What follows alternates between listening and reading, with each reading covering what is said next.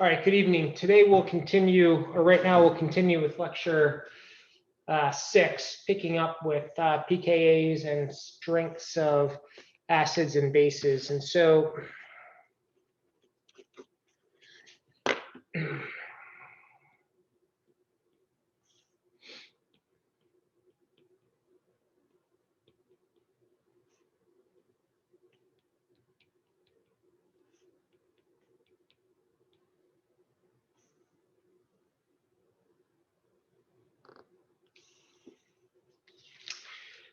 see here.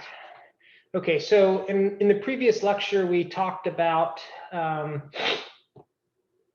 we introduced Ka's and pKa's, acid strengths. So let me just rewrite that here.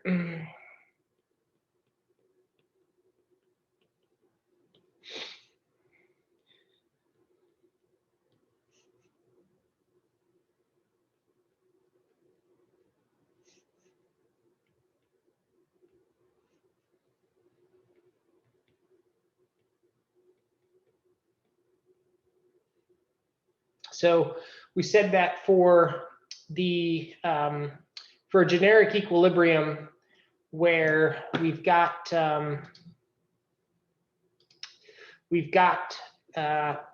acid HA in equilibrium with its conjugate base and hydronium ion, we can define KEQ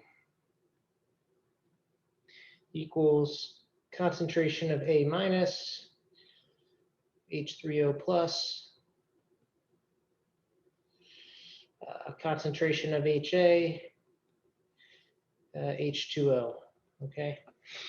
And we said that if we multiply each side of that equation by H2O, concentration of H2O, they cancel out, and then we can define a new term, which is the acidity constant. So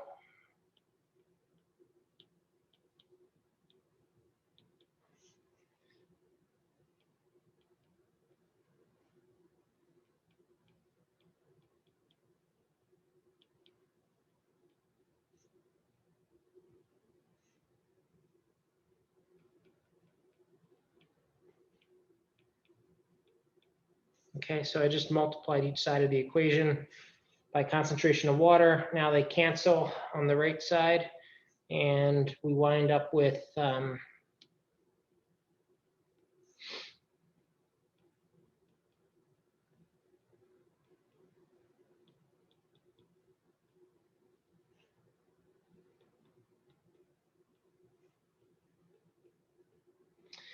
concentration of the conjugate base times H3O plus over the concentration of acid equals Ka. And so this is a term that you want to remember. And finally, we said that pKa equals minus the log of Ka. And the reason we're interested in using the log scale is that the equilibria for these types of ionizations vary over many orders of magnitude, and the pKa compresses that into a log scale. And so 1 unit difference in pKa is a 10-fold difference in Ka. And so this is the other term that is important to remember, okay? And so if we can measure the concentrations of A minus, hydronium ion, and HA in solution, we're then in position to derive the pKa. So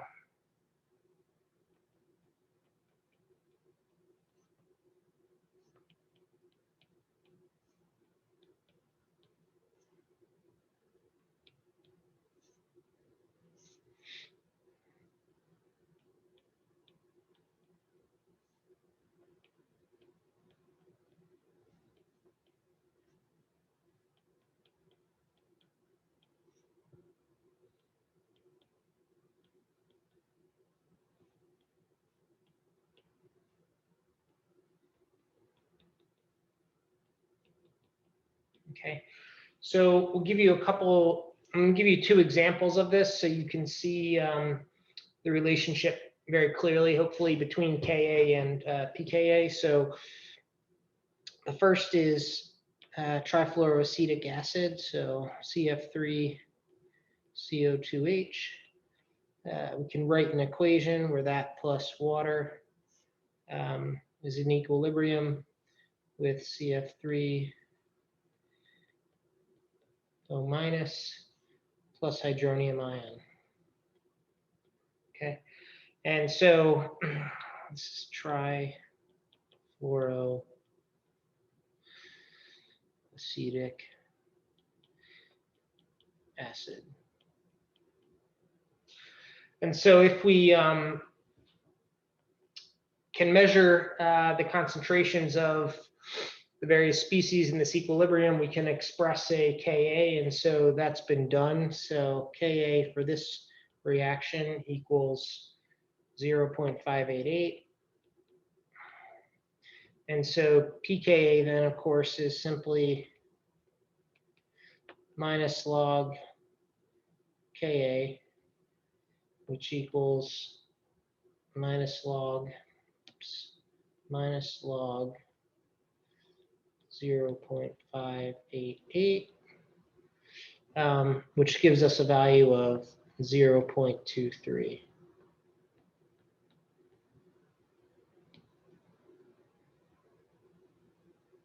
Okay. And so we can then compare that to, say, for example, acetic acid. So let me go to another screen here.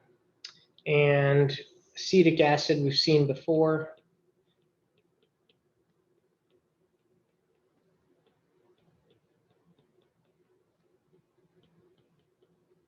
Okay. This plus water is in equilibrium with the conjugate base, so acetate, and hydronium ion. Okay, and the experimental Ka for this reaction is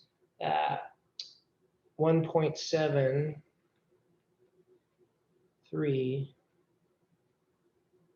by 10 to the minus 5. Okay, so previously for trifluoroacetic acid, the Ka was 0.588, so it was less than unity.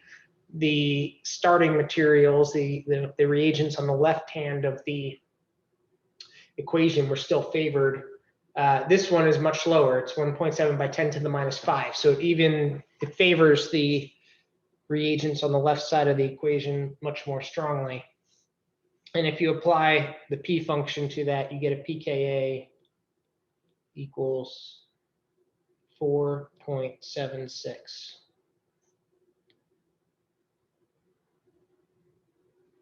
Okay, so trying to tie pKa and Ka and acid strength together here, what we say is that trifluoroacetic acid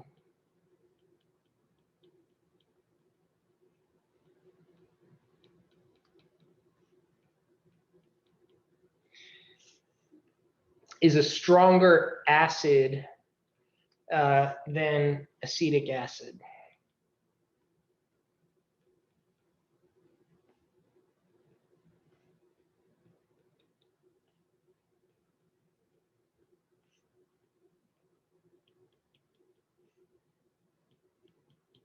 Okay. Another way to state that is that it dissociates further in water, or to a greater extent.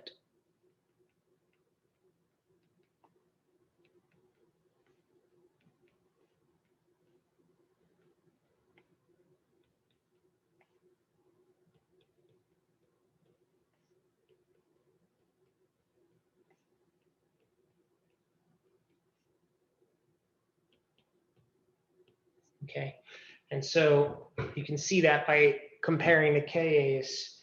And so therefore, because the log function introduces this change in sign, it has a lower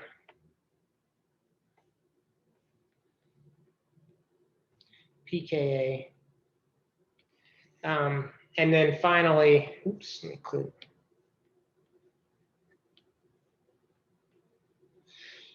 The conjugate base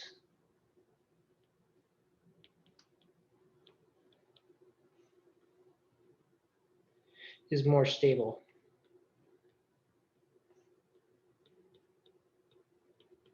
Okay. And so all this is to say is that as the Ka for the equilibrium for the dissociation increases, as the reaction shifts to the right, the pKa of the acid gets smaller. Becomes a stronger acid. The conjugate base, the deprotonated form, is becoming more stable. Okay.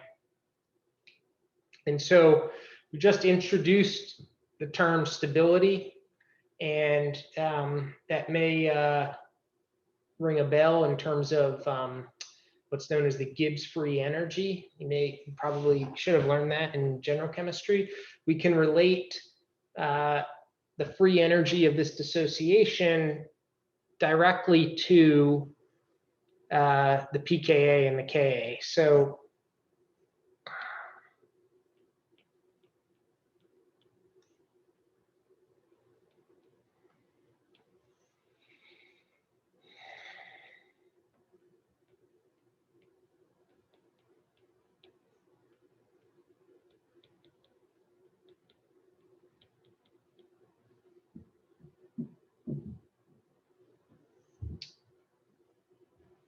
and so the free energy is, properly called the Gibbs free energy.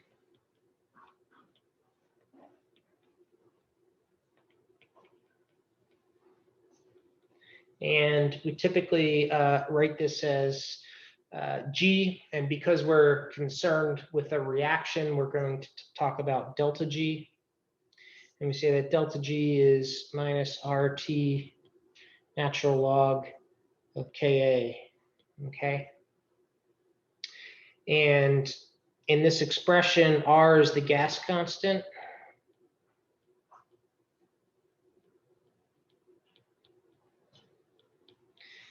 Which is equal to 1.987 by 10 to the minus 3 kcal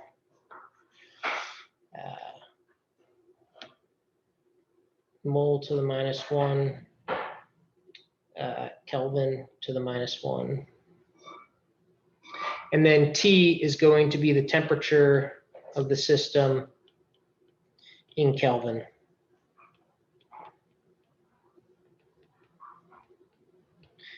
And so it's basic 273 plus the temperature in Celsius, okay? You might recall that the natural log of X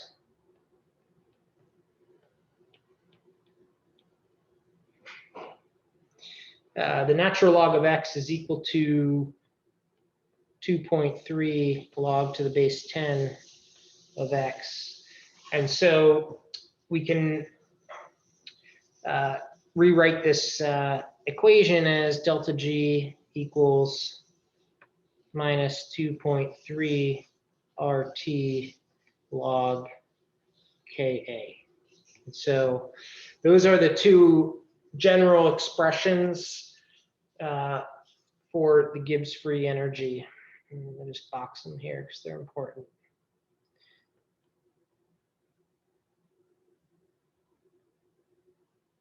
Okay, and so you can see where this is going. If we know Ka, we know the temperature of the system, we can plug that in to get delta G. This equation is often further simplified by referring to what we call the standard free energy, which is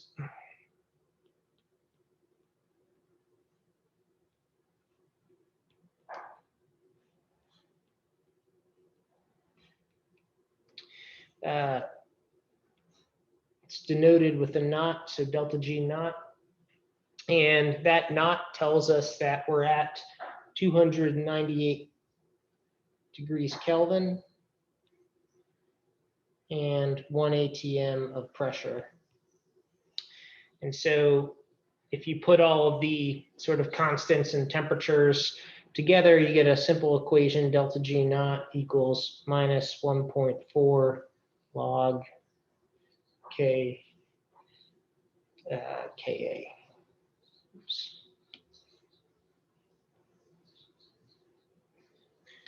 And so that is also a nice expression to remember, because we're now using log to the base 10. So a 10-fold change in Ka is going to correspond to about a 1.4 change of 1.4 in the Gibbs free energy. So let me show that here.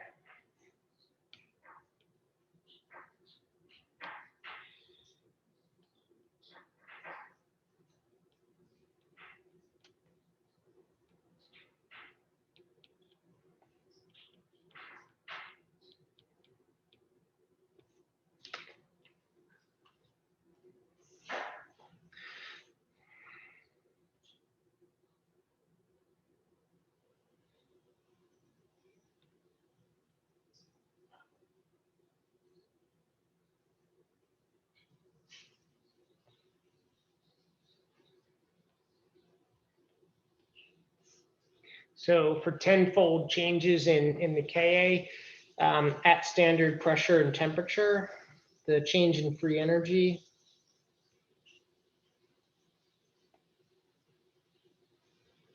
is going to vary by units of 1.4.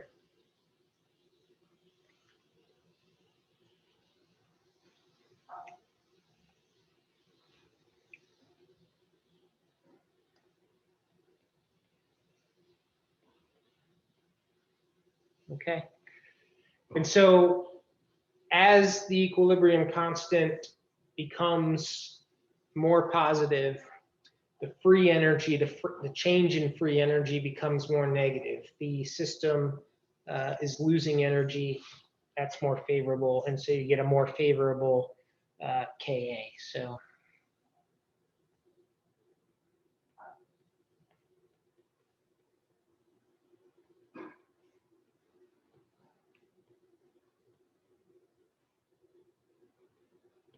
okay. And we can go all the way up, you can keep going, but again, these are good units to keep in your head. A change in about 1.5 kcal is approximately a 10-fold change in the equilibrium constant. All right, so let me pause it real quick here.